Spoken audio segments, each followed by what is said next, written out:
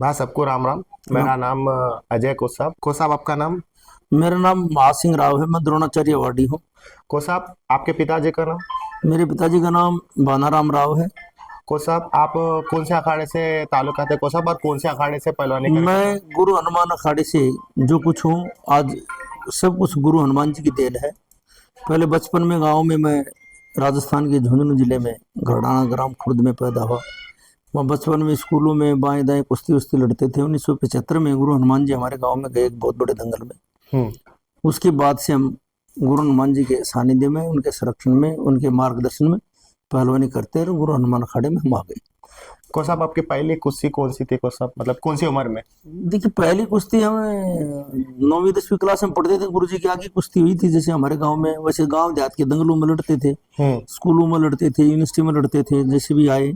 हम्म। फिर गुरु जी के मार्गदर्शन में हम जो कुछ भी हुए, और उसके बाद में मैंने एनआईएस का डिप्लोमा किया, और हम्म। मैं गुरु हनुमान अखाड़े में कोच गुरु जी ने मेरे को वहीं 1983 में लगा लिया। कोसाब आप कितने नेशनल इंटरनेशनल टच हुए कोसाब? नहीं, इंटरनेशनल में टीमों के साथ तो कम से कम गया हूँ तो 20 के हम्म। 20 बार के करीब एज ए कोच गया हूँ। और वैसे यूनिवर्सिटी और नेशनल लेवल तक का मैं खिलाड़ी रहा हूँ। नेशनल के नेशनल नेशनल के पहलवान थे हाँ, आप? जी जी जी जी। कौन से साल में एनएस करे थे कोसाब आप? मैंने 1982 83 में एनआईएस किया, और 83 में मैं गुरु हनुमान अखाड़े में कोच लगा।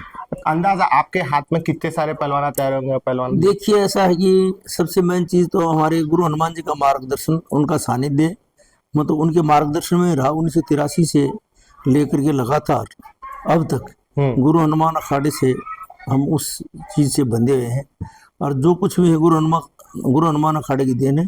जितने भी मेरे सामने से जितने पहलवान निकले हम्म। आज गुरु हनुमान अखाड़े के अंदर, हम्म। गुरु जी के मार्गदर्शन में, हम्म। वो हमारा चाहे कुछ भी योगदान रहा हो, हम सब कुछ सरे पद्म श्री द्रोणाचार्य गुरु हनुमान जी को देते हैं। हम्म। आज हमें जो कुछ भी, आज के दिन भी कोई अगर हमारा अखाड़े का पहलवान कोई इंटरनेशनल टूर्नामेंट में मेडल जीत करके लेके आता है, तो हम ये कहते हैं हम गुरु हनुमान जी के शागिर्द हैं। ये गुरु हनुमान जी के शागिर्द का ही मेडल है। हम्म। हम जो कुछ हैं आज, वो सब पद्म श्री द्रोणाचार्य गुरु हनुमान जी की देन है। सुबह पहले हम प्रातः स्मरणीय गुरु हनुमान जी की पूजा करते हैं, हम्म। शाम को करते हैं। हम्म। कि जो कुछ हमें मिला, हम्म। जो कुछ हम हैं, हम्म। आज उनकी देन है। इसलिए आज गुरु हनुमान जी के मार्गदर्शन में उस अखाड़े में 1 पद्म भूषण, 6 पद्मश्री, हम्म। 7 द्रोणाचार्य, हम्म। और 17 अर्जुन अवार्डी, 3 ध्यानचंद अवार्डी पहलवान है उस अखाड़े में। आज गुरु हनुमान जी ने अनेकों ढेर सारे भारत केसरी, भारत कुमार, कितने ही टाइटलों के विजेता पहलवान दिए।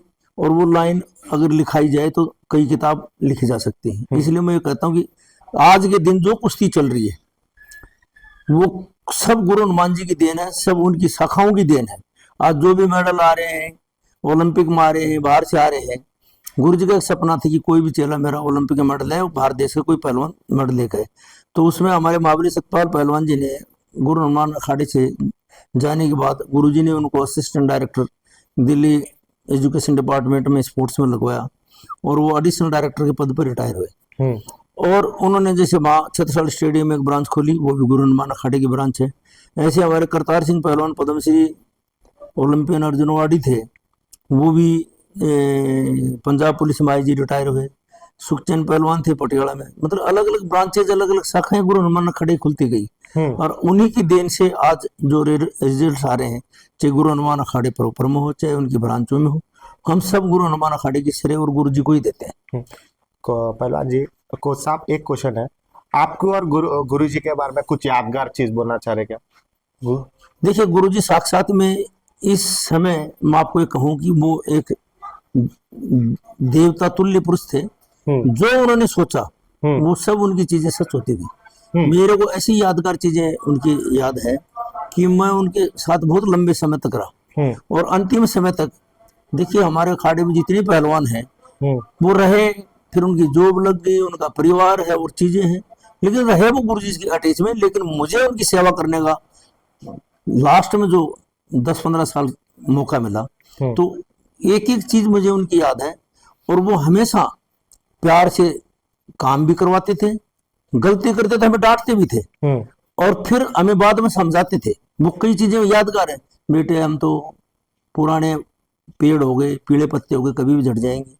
हम जो कुछ है तुम्हारे ऊपर ही करते हैं, और तुम लोग ही हमारे बच्चे हैं, तुम्हारे साथ मैं डांटता हूँ, गलती पे डांटता हूँ, हो सकता है कि आपकी गलती न हो तो भी डांटता हूँ, फिर मैं तुम्हें प्यार भी करता हूँ। तो उनकी वो चीजें, वो शिक्षाएं, और उनसे हमें एक अनुशासन सीखने को मिले। आज जो अनुशासन, आज हम इस उम्र में भी 4 बजे बाद नहीं सोते कभी भी, कि ये उनसे ही सीखने को मिला। वो हमेशा कर्म को महत्व देते थे। कभी भी कोई कहते अखाड़े में कोई काम हो, फला हो और हो, बच्चों के अंदर ही रहना है। बच्चे झगड़ा कर लेंगे, कोई और काम हो जाएगा, कोई दिक्कत आ जाएगी, खाड़े के 24 घंटे। उन्होंने किसी को कुछ नहीं माना, कोई देवी देवता को नहीं मानते थे वो खाली कर्म को ही मानते थे। जिस तरह से भगवान श्री कृष्ण ने गीता में कहा ना कि अर्जुन कर्म कर, फल की इच्छा मत कर, तो उस व्यक्ति ने कभी भी फल की इच्छा नहीं की, उन्होंने कर्म किया। वो कई बार दंगलों में हमारे साथ हमें लेके जाते, पहलवानों को लेके जाते, रात को 5 स्टार होटल उनको मिलते, और 400 किलोमीटर दूर है, नहीं नहीं नहीं खाड़े में चले, क्या करेंगे होटल में जाके वहीं सोएंगे बच्चों के पास, सुबह उठ के कराएंगे, सोए रहेंगे तो भी बच्चे सोचेंगे ये आ गया, कुछ करेंगे। तो ये उनकी कर्मस्थली थी। और गुरु हनुमान जी 1901 में 15 मार्च 1901 को चढ़ावा राजस्थान में पैदा हुए। वो हमेशा अच्छी अच्छी बातें बताते थे। उनका कर्म स्थली गुरु हनुमान अखाड़ा दिल्ली रहा। उन पूरे उम्र में गुरु हनुमान अखाड़े में रह करके हजारों से हजारों पहलवान, जिसमें इंटरनेशनल, ओलंपियन और ऐसे ऐसे बच्चों को पहलवान बनाए जो खाने पीने को कुछ नहीं था, और उनके माँ बाप इतने गरीब थे, गरीब बच्चों को पहलवान बना के हजारों पहलवानों को नौकरी लगवाया, जिसमें आईजी, डायरेक्टर, कितने उनके पहलवान, डीसीपी, एसीपी, हर फोर्स में, सिविल डिपार्टमेंट में उन्होंने लोगों को, बच्चों को जॉब भी दिलवाया।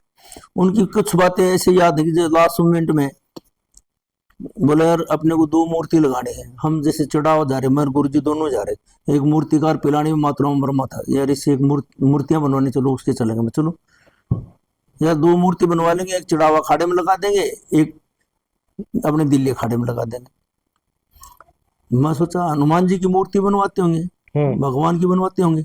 5-7 दिन बाद बोला यार उसने वो मूर्ति नहीं बनाई। तो बोला जी उसकी गुरु जी की फोटो तो भिजवाओ। फिर मुझे पता लगे तो अपनी बनवा रहे हैं। उन्हें जीते जी अपनी 2 मूर्तियां बनवाई। उन 2 मूर्तियों में फिर बन करके आई। 1 बार विजिट चढ़ावा पिलानी भी की उन्होंने, चढ़ावा भी गए, देख के आई मूर्तियां बन रही है, कैसी है, बन गई। बन के आने के बाद यार इनको लगवाओ।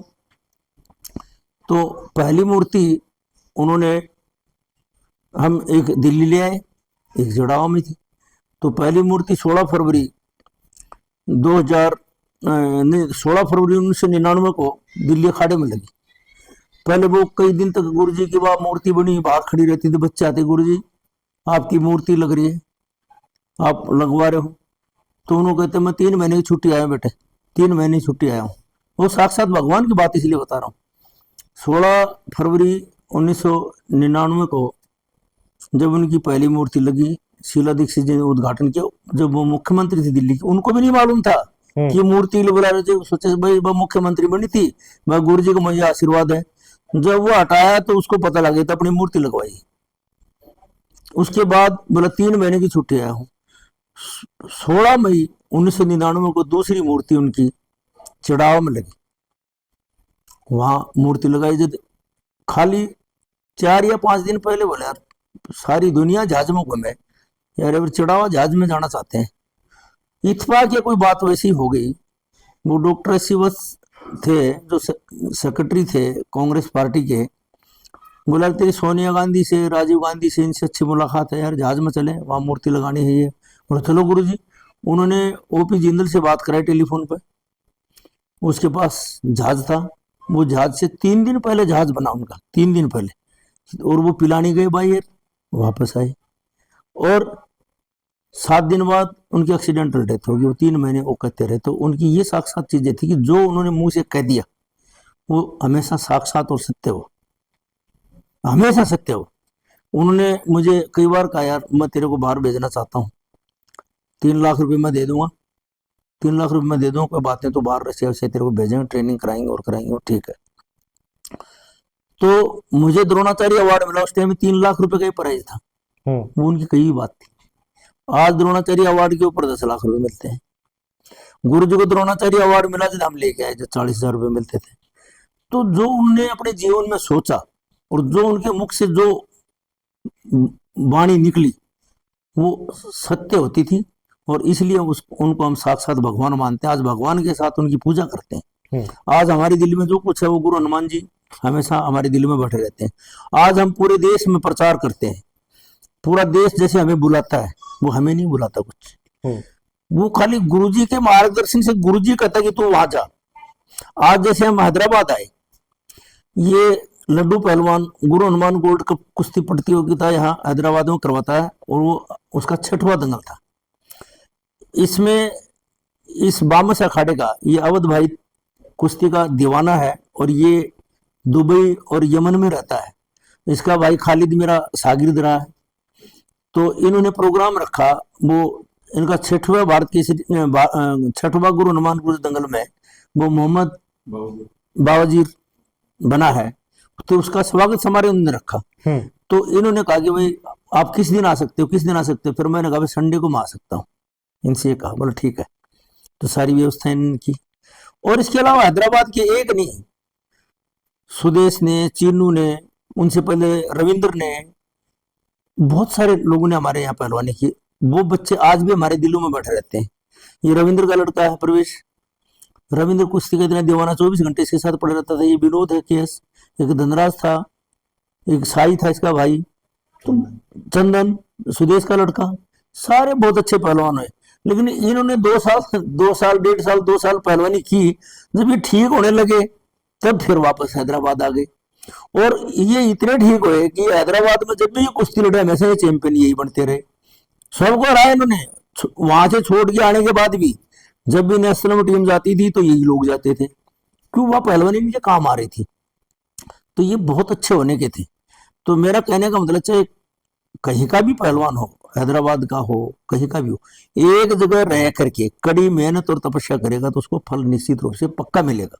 और यही मैं कहना चाहता हूं कि एक जगह पड़े रह करके ये करते तो आज इन लड़कों में, परिवेश में, विनोद में, चंदन में, धनराज में, और में, ये जो कई लड़के थे, 8-10 का इनका ग्रुप था, इनमें 2-3 लड़के इंटरनेशनल होते, निश्चित होते, क्योंकि इनका एक टारगेट हो जाता। और उसका कारण भी है, जितने दूर के बच्चे जाते हैं दिल्ली पहलवानी करने, तो उनका कोई रिश्तेदार, बिजनेसमैन, कुछ और तो कुछ है नहीं। उनका टारगेट ही सुबह शाम कुश्ती का ही है, खाओ पियो कुश्ती करो, खाओ पियो कुश्ती करो। तो यही चीज है। अब ये अवध भाई दुबई में एक दंगल कराता है, वो पाक इंडो कुश्ती प्रतियोगिता कराता है हर साल। जैसे हिंदुस्तान से 3 पहलवान बुलाता है, 3 पाकिस्तान से बुलाता है, उनकी कुश्तियां कराता है। इसकी शौक और जुनून है कि इसने पहलवानी कर रखी है। जो पहलवानी कर रखी है, जो पहलवानी करवाता है, वही ये चीज कर सकता है। अब आज जैसे परिवेश ने बताया कि मैं, इनका पिताजी हमारा शागिर्द रहा है, कि मैं उनकी याद में कुश्ती दंगल कराना चाहता हूँ दिसंबर में रविंद्र की में।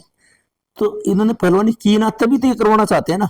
अगर मान लो इसका फादर या ये कहीं बिजनेसमैन होता, या किसी दुकान के ऊपर तुलाई तोलते, चावल दाल आटा तोलते, तो इनके दिमाग में कुश्ती थोड़ी आती। कुश्ती के बारे में वही रह सकता जो जिनके परिवार में या जिन्होंने पहलवानी की है। अब जैसे अवध भाई ने पहलवानी करी, इसके भाई ने, खालिद ने की, और सारे इनके रिश्तेदारों ने की, तो इसलिए इनके दिमाग में कुश्ती बसी हुई। इसलिए इन्होंने मोहम्मद बावजीर का ये स्वागत समारोह रखा, ताकि इस बच्चे को मोटिवेशन मिले। इस बच्चे को इन्विटेशन भी दे रहे हैं कि भाई नवंबर के तीसरे हफ्ते में हम दुबई में इंडो पाक कुश्ती दंगल कराएंगे, तो उसमें तेरे को इनवाइट करेंगे हम। ये जाएगा। मान लो ये इस काबिल नहीं है, लेकिन 3 पहलवान जो बेस्ट होंगे, इंडिया के 3 पहलवान, पाकिस्तान की उनकी कुश्ती होगी, उनमें मान लो खरा नहीं उतरता, लेकिन छोटी मोटी कुश्ती इसकी हो जाएगी वो। तो ये इनका शौक है, और शौक और जुनून जो होगा ना, उसके सामने हर चीज। वो हमारे गुरुजी एक चीज सिखाते थे कि परिश्रमी मनुष्य के आगे सफलता हाथ जोड़ के खड़ी हो जाती है। ये हमारे पद्मश्री द्रोणाचार्य, हमारे प्रातिस्मरणीय गुरु हनुमान जी का आशीर्वाद हमें मिला हुआ। तो हम हमेशा यही चीज चाहते हैं कि हम जहां भी जाएं कुश्ती का प्रचार करें, हमारे गुरु का प्रचार करें, और हर आदमी को, हर देशवासी को अच्छी शिक्षा दें। किसी भी बुराई में, किसी भी उलझन में, जात पात की उलझन, वो हमारे गुरुजी लिखते थे, जात पात, छुआछूत, ये समाज को खोखला बना देती है। समाज खोखला बनता है जाति से, पाति से, छुआछूत से बनता है। तो ये चीजें हमारे पहलवान है ना, उनमें सब बिरादरी के लोग हैं। देखिए मुस्लिम भी हैं, पंजाबी भी है, जाट भी है, ब्राह्मण भी है, गुजर भी है, अहीर भी है, ST SC के भी हैं। तो हम कुछ जाति नहीं है वहाँ जाति एक ही है, खाली कुश्ती। खाली कुश्ती जाति है हमारी कोई जाति नहीं। हमारी जाति है पहलवानी, हमारी जाति पहलवानी और हमारा भाईचारा पहलवानी। पहलवानी। इसलिए हम ये चाहते हैं, आज ये दुनिया भर में ओलंपिक गेम्स हो रहे हैं, सारे लोग टीवी में बैठे रहते हैं रात के 2-2 बजे तक। किस लिए? ये खेल भी ओलंपिक तब करवाए गए थे जब पूरी दुनिया में आपस में एक दूसरे का आदमी कट्टर दुश्मन हो गया था कि मैं इसको मार दूं, इसको खा जाऊं, इसको कर दूं। तब ये भाईचारे के लिए करवाया गया था। ये ओलंपिक गेम्स चल रहे हैं, इसमें भाईचारे की मिसाल बढ़ती है। कल एक भाईचारे की मिसाल 74 kg फाइनल के अंदर उज्बेकिस्तान और जापान की कुश्ती थी। जापान उसमें कुश्ती हार गया, तो उस जापानी ने उसको मतलब वो कोड़ी भर करके उसको पूरा ऊपर उठाया। बड़े मतलब वो ये सोचा कि मैं इसे हारा हूं, लेकिन तू जीता तो मुझे बहुत भारी खुशी है, उसको लिए घूमता रहा। तो मतलब उसने ये दर्शाया कि हम देख कितने भाई नजदीक, हम कुश्ती लड़े, हम कट्टर दुश्मन थे, कुश्ती खत्म, हम भाई हैं। भाईचारा। ये भाई ये को साहब आखिरी क्वेश्चन है, हमारे हैदराबाद के पहलवानों को, हैदराबाद के पब्लिक को क्या क्या बोलना चाहिए पहलवानी के बारे में? मैं आपके हैदराबाद के पहलवानों को, हैदराबाद की जनता को एक ही चीज बोलना चाहता हूं, और हैदराबाद के जितने कोचेज हैं उनको, कि हम लोग कड़ी मेहनत करें। और जब हमारा इरादा एक मजबूत हो जाएगा हैदराबाद के बच्चों का, पहलवानी करने वालों का, या यहाँ के कोचेज का, यहाँ के कुश्ती प्रेमियों का, कि हमें ओलंपिक से मेडल लेकर के आना है। अगर वो ओलंपिक में मेडल नहीं लेकर के आ पाया तो वो वर्ल्ड चैंपियन तो बनेगा, एशिया चैंपियन बनेगा, इंटरनेशनल पहलवान तो बनेगा। जब ओलंपिक टारगेट हमारा, तो इनको एक लक्ष्य रखना चाहिए, अपने से बड़ों का मान सम्मान करें, गुरुओं का आदर करें और नियमों का पालन करें, और एक ही लक्ष्य निर्धारित कर लें कि हमें ओलंपिक से गोल्ड मेडल जीतना है। इस ओलंपिक में नहीं जाएंगे तो ये तो खत्म हो गया, अब 2028 का आएगा। जो बच्चे अब शुरू कर रहे हैं, मान लो 28 में नहीं आ पाए, कम से कम ओलंपिक में जाने में 8 या 10 साल लगते हैं। आज जिन बच्चों के मेडल आ रहे हैं, इनकी 10-10 साल की पहलवानी होगी। ऐसा कोई नहीं है 2 साल पहलवानी करके ओलंपिक में चला जाए। तो 10 साल 15 साल कड़ी मेहनत करें, 28 में नहीं तो 32 में आ जाएगा, 32 में तो 36 में आ जाएगा। देखिए ओलंपिक इतिहास में क्यूबा का लोपेज है, 130 किलोग्राम में कुश्ती लड़ा, उसका ये छठा ओलंपिक है। एक ओलंपिक में उसका सिल्वर, 5 ओलंपिक में लगातार उसके गोल्ड मेडल है, गोल्ड। बराबर। मतलब वो ऐतिहासिक सदी का पुरुष बन गया कि जिस पहले अलेक्जेंडर मेडविड का लोग नाम लेते थे कि उनका 3 गोल्ड थे ओलंपिक में, अलग अलग भार में थे, 90 किलो में था, 100 में था, सुपर में जैसे आया, लेकिन लोपेज का लगातार एक ही वजन में मेडल आए। हाँ, तो मैं ये कह रहा हूं कि आदमी जो ठान लेता है, तो मैं कहता हूँ परिश्रमी मनुष्य के आगे सफलता हाथ जोड़ के खड़ी हो जाती है। को साहब बहुत बहुत शुक्रिया पूछते कि आप इंटरव्यू देने के वास्ते।